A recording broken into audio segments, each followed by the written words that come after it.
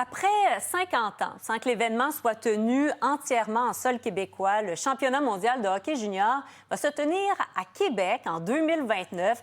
Il y a également le mondial féminin senior de 2027 qui également aura lieu au Centre Vidéotron. Martin Tremblay est chef de l'exploitation de Québecor Group Sport et divertissement. Il est avec nous cet après-midi. Bonjour à vous. Bonjour. Comment vous avez réussi à pousser la candidature de Québec? Est-ce que vous avez dû travailler fort? Ça fait 2 ans qu'on est sur ce dossier-là à établir des relations avec Hockey Canada.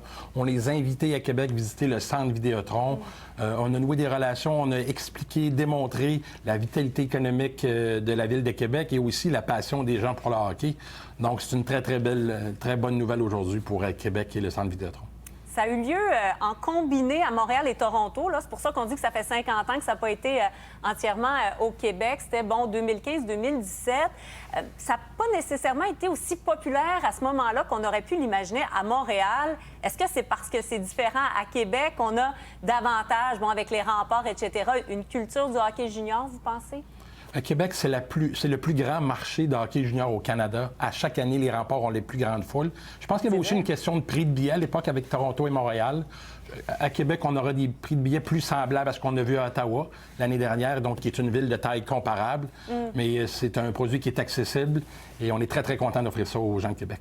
Et là, on parle de hockey junior, mais on s'entend que le niveau de hockey est là et pas à peu près, là.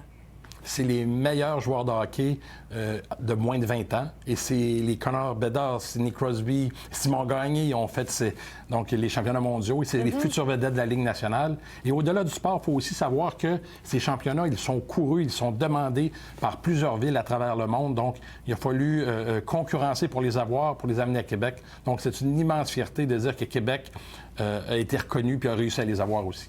C'est un événement, vous le dites, qui se tient en Amérique, en Europe aussi. Je voyais la Finlande, je pense, l'année qui va précéder Québec en 2029.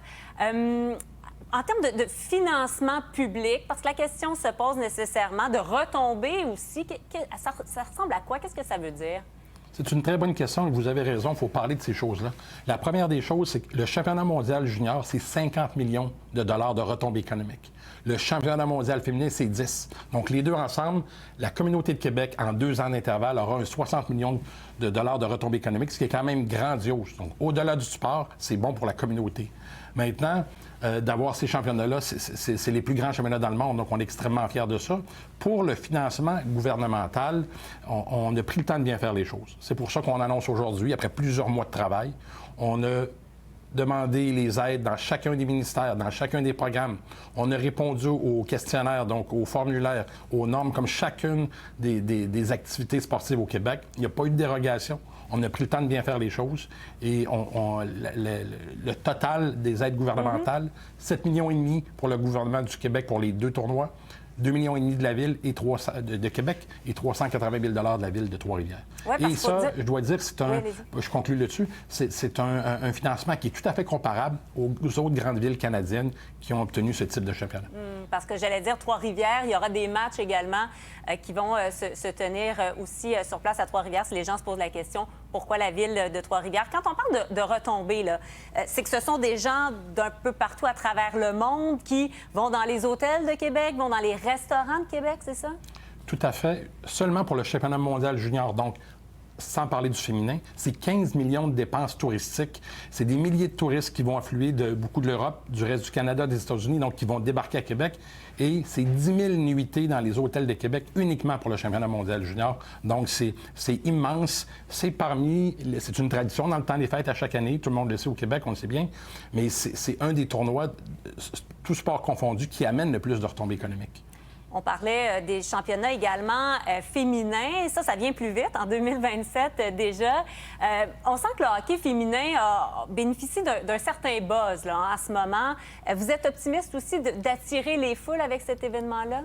C'est minimum 100 000 personnes que nous allons recevoir pour le championnat féminin.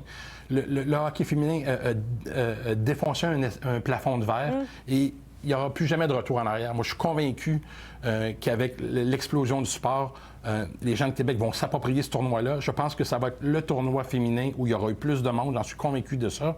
Et on aura peut-être la chance d'avoir Anne-Renée Desbiens, Marie-Philippe Poulain. Donc, et ça sera aussi, puis c'est important pour moi de le mentionner, il y a des milliers de jeunes joueuses, jeunes filles de chez nous qui vont venir voir les meilleures au monde et qui, elles aussi, vont voir que c'est possible de réaliser leur rêve en jouant au hockey. Donc, on parle beaucoup de l'aspect économique, mais c'est aussi de se rassembler, de voir des idoles. C'est ça aussi le hockey. Donc, de se réunir autour de notre sport national. Vous n'avez pas besoin de me convaincre. Moi, j'ai une fille de 11 ans qui joue au hockey féminin. Merci beaucoup, Martin Tremblay, d'avoir été avec nous. Au plaisir.